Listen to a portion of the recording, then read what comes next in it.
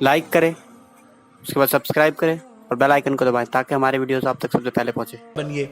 और एक बात नौजवानों से और लड़कियों से भी कहता हूं, दिल पे लिख लो, जब हम पैदा भी नहीं हुए थे, माँ के पेट में हम 4 महीने के हमल की शक्ल में थे, तभी अल्लाह ने हमारी तकदीर में लिख दिया था कि हमारा निकाह किस लड़की से होगा।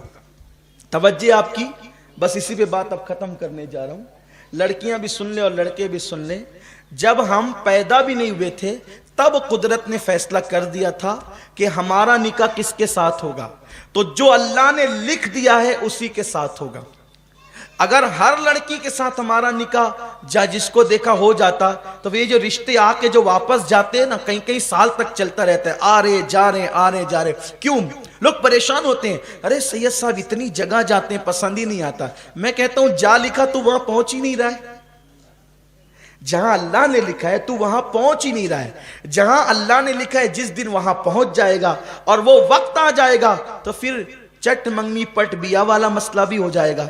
लेकिन जब अल्लाह ने जहां लिखा है तू वहां पहुंचता ही नहीं है तो अभी इंतजार कर। ये अल्लाह की तरफ के फैसले होते हैं, अल्लाह की तरफ के। तो रिश्ते आए जाए तो बहुत ज्यादा जो दिमाग पे टेंशन मत लिया करो। अल्लाह ने हमारी तकदीर में लिख दिया है तो होना ही होना है। कोई बगैर जोड़े का जमीन पे नहीं आया है। और बेटियों को जल्दी रिश्ते नहीं आते तो माँ बाप खुद उसको ताना देते, कैसी है तू, मनूस है, तेरी तकदीर फूटी हुई है, तुझे अच्छे रिश्ते नहीं आते, हम परेशान हैं। यार उस बेटी का क्या कसूर है? अल्लाह ने जब लिखा है तभी शादी होगी। शादी वक्त से पहले नहीं होगी, मौत वक्त से पहले नहीं आएगी, रोजी वक्त से पहले नहीं मिलेगी। अल्लाह ने जब जहां लिखा है उसी वक्त होगा, जो टाइम आ जाएगा उसी वक्त होगा, वरना नहीं होगा। हमने तो ऐसी शादियां भी इस छोटी सी उम्र में देखी है। मैंने एक शादी ऐसी देखी है अपने बचपने में कि बारात तैयार होगी और तैयार होने के बाद किसी मामले पर झगड़ा हो गया बारात के अंदर।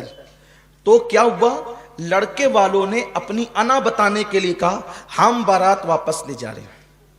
ये हुआ, हम बारात वापस ले जा रहे हैं। अब लड़की वाले नरम पड़े, यार इज्जत पे बना जाएगी, क्या होगा।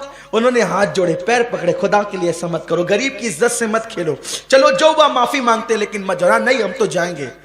बहुत मनाया, लोगों ने मनाया, बड़ों ने मनाया, नहीं माने। और वो बारात वापस हुई। लड़की के माँ बाप की तो मौत से बदतर उस वक्त की कैफियत हो गई थी कि वो क्या करें। लेकिन खुदा की शान देखिए, अब वहां पे सब रिश्तेदार रो धो रहे हैं कि अब मेहमान आ रहे हैं कि क्या जवाब देंगे इनको। खाना तैयार है, शरबत तैयार है, जहेज तैयार है, क्या करेंगे। ऐसे में एक लड़का अपनी माँ और अपने बाप के साथ शादी में शिरकत के लिए आया था और वो बहुत मालदार घराने के थे। वो जो बारात आई थी उससे बहुत मालदार घराने के वो लोग थे। जब उनको रोता धोता देखा तो उस लड़के ने अपने माँ बाप से कहा यहाँ इनकी इज्जत बचाना हमारे लिए ज़रूरी है। क्या ऐसा नहीं हो सकता कि जो सेहरा उस लड़के ने पहना था वही सेहरा मैं पहन लूँ। माँ बाप ने कहा कि ये तो बहुत अच्छी बात होगी, चलो अच्छा करते हैं।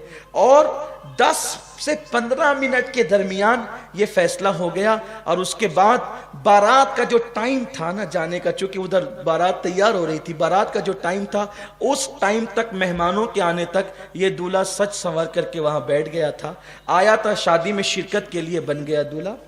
अब लोग हैरान थे ऐसा क्यों हुआ। वो ऐसा इसलिए हुआ कि उसकी किस्मत में नहीं लिखा था, तो ये बहाने से कैंसिल तो नहीं था, ये तो इसकी बीवी बनने वाली थी ना। एक बात मुझे बहुत प्यारी से यहाँ याद आ गई और उसको बयान करके बात खत्म करता हूँ, मुझे मरकज जाना है। इमाम आजम के दौर में एक हादसा हो गया। देखो अल्लाह जो तकदीर में लिखता है ना वही बीवी मिलेगी, उसके सिवा नहीं मिल सकती। इसलिए जरा चक्कर में कम रहा करो कि इधर जैसे बिल्ली की नियत छिछड़े में होती है ना, इधर मुंह डाला। हंसने की बात नहीं है, इबरत हासिल करो। इधर मुंह डाला, उधर ताक, उधर झांक, ये सब बंद करो। इस्लाम का कानून नहीं है, इस्लाम इससे मना करता है। किसी के घर में झांकने से इस्लाम मना करता है। ताक झांक बंद करो। गलियों के अंदर साइकिल लेकर के घूमा तो इधर मुंह डाला, उधर देखा, कोई काम नहीं। गाड़ियां लेकर जबरदस्ती फिर रहे हैं, साइकिल लेकर जबरदस्ती फिर रहे हैं। अल्लाह ने जो तकदीर में लिखा है। और सुनो, अगर शादी से पहले बदकारी करोगे तो फिर पाक बीवी नहीं मिलेगी। कुरान, अल्लाह के रसूल फरमाते कमा तदीन तुदान, तुम जैसा करोगे वैसा होगा। लेकिन अगर कोई बदकारी कर चुका, उलमा से सुना, बयान सुना और सच्ची तौबा कर ले, फिर अल्लाह तौबा کرنے والوں کی توبہ کو قبول کرتا ہے اور اللہ انہیں پاک دامن بیویاں بھی عطا فرماتا ہے. تو توبہ کر لو گے تو پھر محفوظ ہو جاؤ گے, توبہ نہیں کرو گے پاک دامن رہو. حضرت امام حسن پاک کہتے ہیں نا, امام حسن پاک کا قول ہے, اگر تم چاہتے ہو بیوی پاک دامن رہے تو تم پاک دامن بنو, تمہاری بیویاں خود ہی پاک دامن ہوگی. اگر چاہتے ہو بیٹیاں پاک دامن رہے تو تم پاک دامن بنو, تمہاری بیٹیاں پاک دامن ہوگی. اگر چاہتے ہو کہ بیٹے پاک دامن رہے تم پاک دامن بنو, تمہارے بیٹے پاک دامن ہوں گے, تمہاری نسلیں پاک دامن ہوگی انشاءاللہ اگر تم پاک دامن رہو گے. تو جو تقدیر میں لکھا ہے وہی ملنے والا ہے, اس سے زیادہ نہیں, اس سے کم نہیں.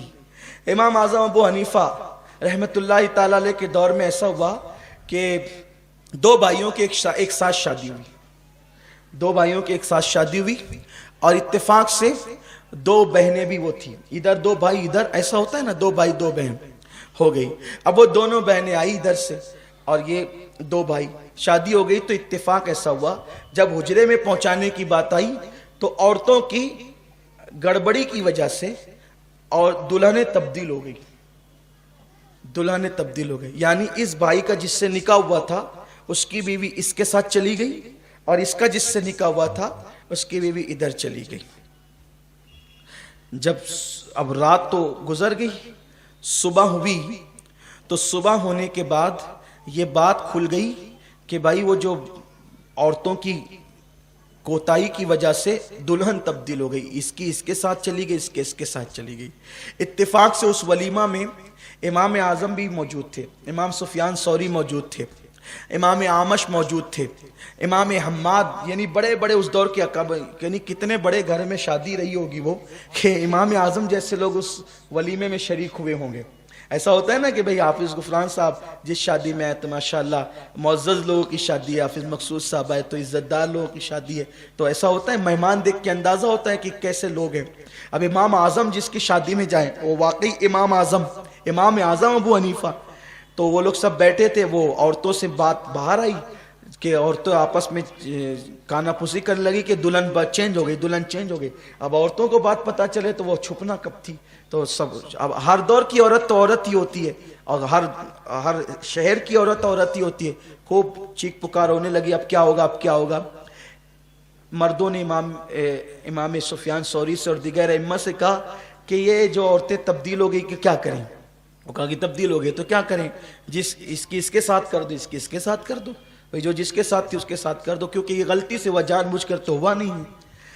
اب بھائی فتویٰ دینا ہی بہت اہم نہیں ہوتا ہے, فتوے کو دیتے وقت یہ بھی تو سامنے رکھنا ہوتا ہے کہ اس فتوے کا اثر کیا ہوگا.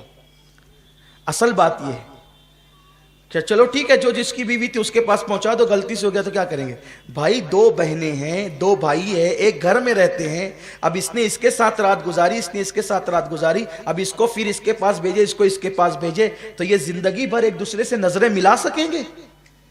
دونوں بھائی ایک دوسرے کو دیکھ سکیں گے؟ کیونکہ یہ تو اس کی بیوی کے ساتھ گزار چکا ہے رات, وہ اس کی بیوی کے ساتھ رات گزار چکا ہے. تو گھر والوں کو تھوڑا سا ترک کہ بھئی چلو ٹھیک ہے جو بیوی جس کی اس کے پاس رہے گی, لیکن یہ رات کہیں اور گزار چکی ہے اور وہ ساری زندگی نظر اٹھا کے ایک دوسرے کو دیکھ سکیں گے, کیا کریں گے. لیکن اس محفل میں خوش نصیبی ان کی یہ تھی کہ ہمارا امام امام الائمہ, سراج الامہ, کاشف الغمہ, نعمان بن ثابت, جس پر فقہ کو ناز ہے, جس پہ اسلام کو ناز ہے, جس پر مصطفیٰ جان رحمت کو ناز ہے, وہ امام اعظم ابو حنیفہ فرماتے ہیں یہ فتویٰ تو اپنی جگہ ہے کہ ہر عورت اپنی شوہر کے پاس چلی جائے, لیکن کچھ سماج کا بھی تو معاملہ ہے, کچھ گھریلو بھی تو معاملات ہے. ایک کام کرو, دونوں دولہے کو میرے پاس بلاؤ. وہ دونوں دولہے آئے, آپ نے اس سے پوچھا تو نے جس کے ساتھ رات گزاری وہ تجھے پسند ہے؟ اس نے کہا ہاں. دوسرے سے کہا تو نے جس کے ساتھ رات گزاری وہ تجھے پسند ہے؟ اس نے کہا ہاں.